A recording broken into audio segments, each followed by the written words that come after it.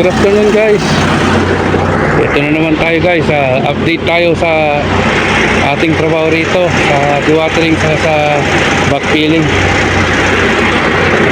Medyo nagtakip pa ako guys. Medyo mainit-init pa hapon dito guys. Yan guys. Kikita nyo naman guys. Wala na yung septic tank guys. Hindi na makita. Ibig sabihin natabunan na. Ang ganda pa ng pagkakakumpak ko. Yan. Konti na lang guys. Konting kimbot na lang guys. Natapos na rin itong trabaho dito. Yan. Bali poste na lang makikita mo dyan guys. Mga tubo. Yan. Yan lang ang habulin guys. So yung mga pulang kuhit na yan. Katapos yan guys. Wala na. Siguro mga 4 days, 5 days, tapos na yan. Sa 2, 3, 4. Sa 2, 3, 4, 5. 5 backfill na lang guys. Kaso paluwag ng paluwag yung binabakpilan kasi itong sa gilid, yung sa may ano to, slope. Kaya nung maliit pa siya, ay nung malalim pa siya, maliit pa yung tinatambakan. Ngayon lumaki na kasi nahahabol na yung sa slope, sloping ba ng lupa. Kaya ngayon ito, lumalawak ng lumalawak.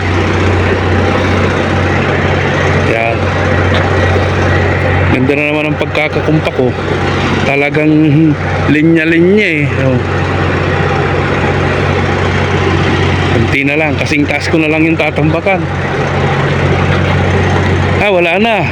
Ano na lang yan, almost 1 meter. 30, 120.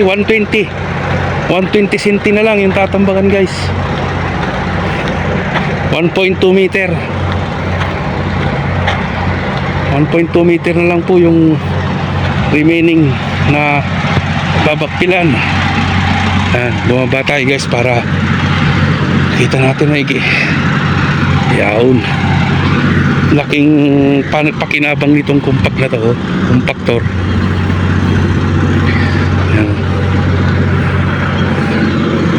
Yan guys, oh.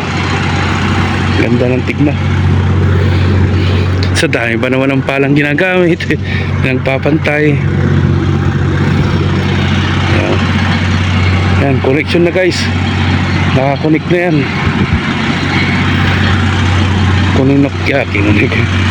Nakakonect na sa ano.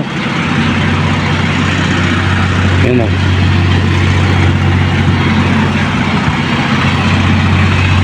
Nakakonect na dito. Yan.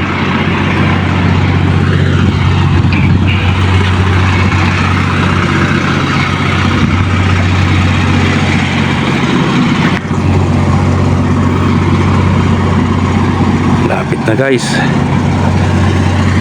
Almost 1 month din na trabaho. Naumpisan namin to guys sa March 5. Siguro matatapos din to April 5. Sakto sa buwan. Yan.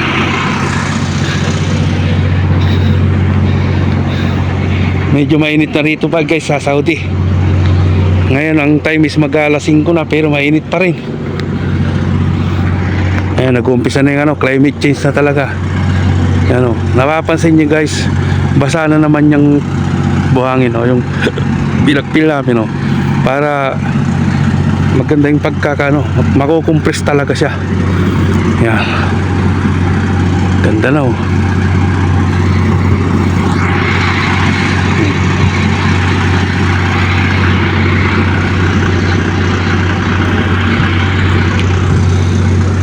pwede nang dalawang backfill pa, pwede nang itigil ang dewatering kasi natabunan na yung septic tank. Hindi nalulutang yan.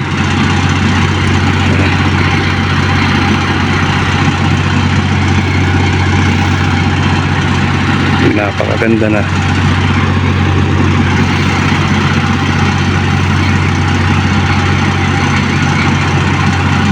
Gustusin kulang pa nga ng to ewan ko dun sa nagkabit nito. Dapat to ang task nito is more than the level ng natural na yung kagaya ng daan na yan, dapat mas mataas dyan. para pag na full back fill, labas pa rin siya, di ba guys? At hindi mahirapan yung magpapahigop.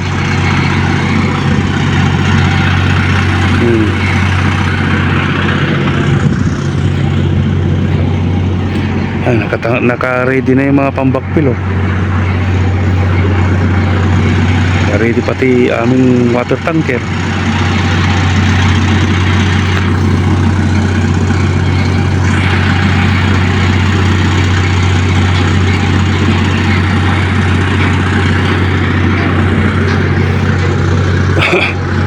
Tamang-tama ito guys, pagkatapos ng Ramadan tapos na rin ito. Tamang-tama sa bakasyon na 5 days Ramadan Karim. Nakakapagpahinga rin ng konti. Pagkatapos nito guys, lipat na naman kami sa another project sa Jubail. Ayan guys.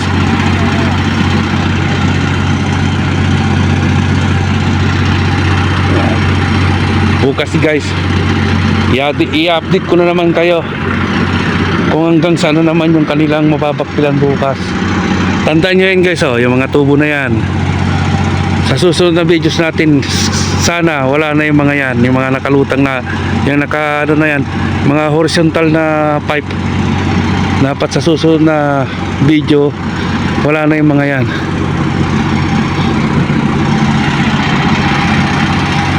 Yan guys.